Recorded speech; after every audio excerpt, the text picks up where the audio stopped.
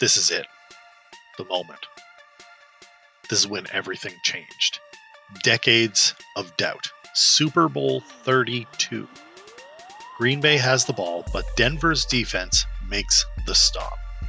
Clock hits 0 and the Broncos are finally world champions. And at the center of it all, their warrior quarterback, who just a few quarters earlier put his body on the line in a play now famously known as the helicopter. This was the moment the Denver Broncos finally reached the mountaintop. But to really get what this victory meant, you have to understand the decades of struggle, heartbreak, and resilience that came before it. This is the complete history of the Denver Broncos. Now, our story starts in 1960, not in the glamour of the NFL, but as a charter member of the upstart American Football League. In those early years, they are anything but glamorous. The team was basically a league afterthought, playing in a minor league baseball stadium, wearing infamously ugly brown and yellow vertically striped socks. To put it mildly, they were terrible. Through the entire 10-year run in the AFL, the Broncos never once had a winning season, compiling a dismal record of 39 wins, 97 losses, and 4 ties. They burned through coaches and quarterbacks and were a league-wide punching bag that seemed destined for failure. But in 1967, a small flicker of hope. In a preseason game, the Broncos did something they have never done before. They beat an NFL team, the Detroit Lions, in a 13-7 stunner. It was a small victory, sure, but it was a sign of what the AFL was capable and a preview of the merger that would change everything. When the AFL and NFL merged in 1970, the Broncos were no longer a big deal in a small league, but a tiny fish in a massive ocean, still searching for an identity and their first taste of real success. That identity finally showed up in the mid-1970s, and man, was it brutal, punishing, and beautiful to watch. It was called the Orange Crush, led by fiery head coach Red Miller, defensive coordinator Joe Collier. The Broncos unleashed a 3-4 defense that absolutely terrorized opposing offenses. This wasn't just a good defense, it was a phenomenon. Nicknamed for their bright orange jerseys and a popular soda, the unit was built on relentless, hard-hitting plays. Linebacker Randy Gradishar was the cerebral leader, flanked by the wild and ferocious Lyle Alzado at defensive end, and the outspoken Tom Jackson, who famously declared of a playoff matchup with the Raiders, "It's all over, fat man." The secondary, with Louis Wright and Bill Thompson, was a ball-hawking machine. 1977 season was their masterpiece. The Orange Crush defense led the Broncos to a 12-2 record, holding opponents to less than 10 points in 9 different games that year. Their signature performance came against their hated rival, the then Oakland Raiders, when they intercepted legendary quarterback Ken Stabler 7 times in a dominant 30-7 victory. That season, they sacked their way through the playoffs and into the franchise's first ever Super Bowl. Now, they did lose Super Bowl XII to the Dallas Cowboys, undone by a flurry of turnovers, but the message was sent loud and clear. The Denver Broncos weren't a joke anymore. They were a force built on an identity of orange-clad defensive dominance. If the Orange Crush gave the Broncos an identity, John Elway gave them a savior. And he almost never played for them.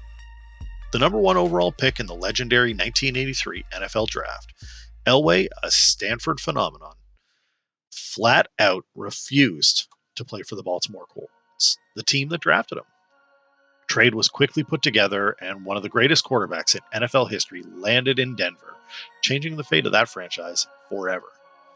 Elway was everything the Broncos had been missing. He had a rocket for an arm, unbelievable athletic ability, and an almost mythical talent for late-game heroics. When Coach Dan Reeves Elway led the Broncos to 5 AFC West titles and 3 Super Bowl appearances in the late 1980s. This era was defined by moments of pure magic, none more iconic than the drive. In 1986 AFC Championship game against the Cleveland Browns, Elway led his team 98 yards, just over 5 minutes to tie the game with seconds left, a sequence of plays that cemented his legacy as the king of the comeback. But for every moment of magic, there was an equal dose of soul-crushing heartbreak.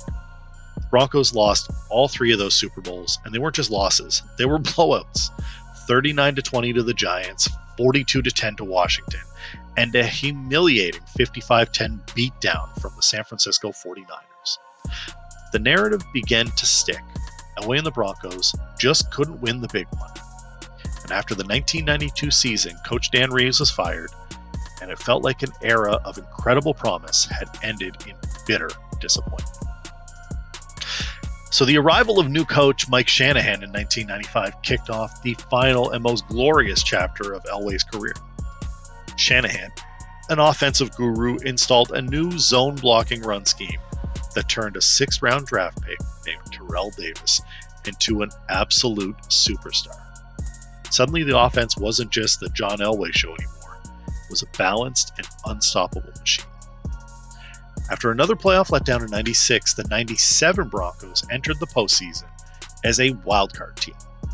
Burning with desire for redemption, they stormed through the AFC and found themselves back in the Super Bowl, this time as heavy underdogs against the Green Bay Packers, in what is still one of the greatest Super Bowls ever played. The Broncos went toe-to-toe with defending champions. The defining moment came from Elway himself. On a crucial 3rd down, the 37-year-old quarterback scrambled for a first down, launched himself into 2 defenders, and spun through the air. As mentioned, a play forever known as the helicopter. It was pure will, a symbol of his refusal to be denied again. Terrell Davis carried the load, and the Broncos sealed a 31-24 victory. The curse was finally broken. But they weren't done. The following year, they were even better, rolling to 14-2 record.